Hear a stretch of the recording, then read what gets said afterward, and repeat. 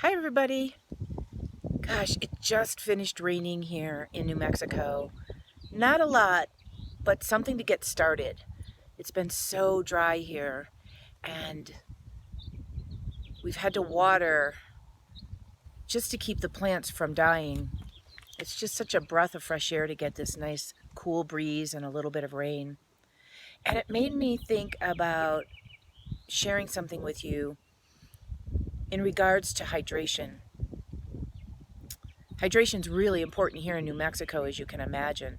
But do you think about hydration where you are in your daily life, your everyday practices? I know sometimes I forget about it, and I'll share with you a story from last weekend.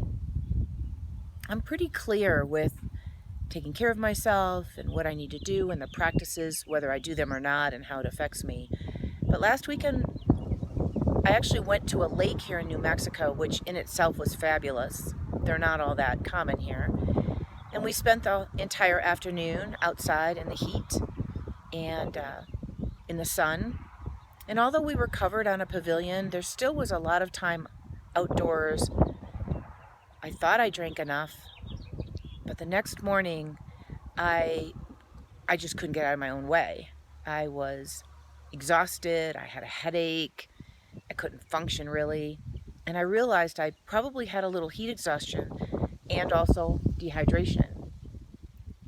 My answer was obviously to drink some more. I love coconut water, that really hydrates me a lot. But I also laid down and did a yoga nidra meditation practice. It was only 30 minutes. It's a guided restorative meditation practice, but it made a world of difference in how I felt. So that was number one. But then it made me start to think about, can I share this hydration idea with you all? Like what's some things that we commonly think and we're not really realizing the impact of our hydration level and how it's affecting us? Like, for instance, I'll hear somebody say, I don't really need to drink more water because it's just going to go right through me. Well, I can share with you as an Ayurvedic health counselor that if you're already dehydrated, your cells have some resistance to them. And if you just guzzle water, first of all, that's just going to flush your system. It's not really going to hydrate you and absorb. And if you think about watering a plant, if you put the hose on or the water on the plant really hard, what does it do? It just kind of runs off, right? But if you drizzle it or just let it drip on the plant, it absorbs into the plant roots and system around it. And our bodies are exactly the same way. So if you're already dehydrated, a lot of times what you can do is just sip water, sip warm or tepid water with maybe some lemon or some ginger or some lime in it to make it a little bit more palatable. So there's one kind of thinking that I hear about a lot that I'm wondering, maybe I could share some helpful tips around that. The other one I hear a lot is, well, I don't really need to drink more water in the morning because I drink my tea or my coffee or my diet soda or whatever, and that's liquid, and I know I'm hydrating myself that way.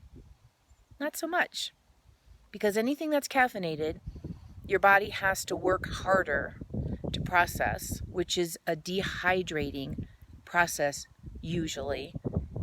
So if you're dehydrated and then you drink something with caffeine in it, you actually get more dehydrated. So drinking something that's herbal tea, again, warm or tepid water with some kind of flavoring in it, like pure lemon, pure lime, pure ginger. Don't put anything fake in it. Those are all wonderful things. Coconut water, like I said, I use is really, really nice thing to do.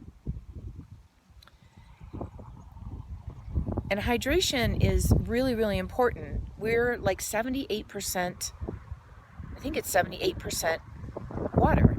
Our body is. And we need to really pay attention to that so that we can work optimally. And the last thing I'll share with you around this is if you're not hydrated, you don't go to the bathroom very well. You're constipated, You might not go daily or regularly. And for no other reason, we want to have good evacuation so that we don't have those toxic wastes in our body.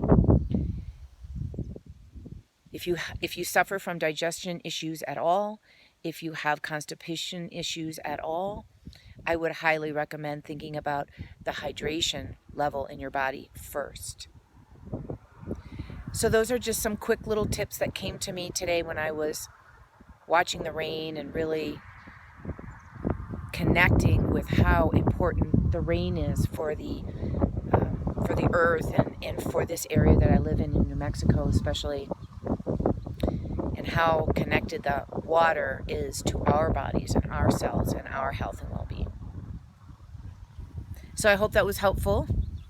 Feel free to email me, text me, check out my Facebook page, check out my website with any questions or comments or concerns you might have. Have a great day, everybody.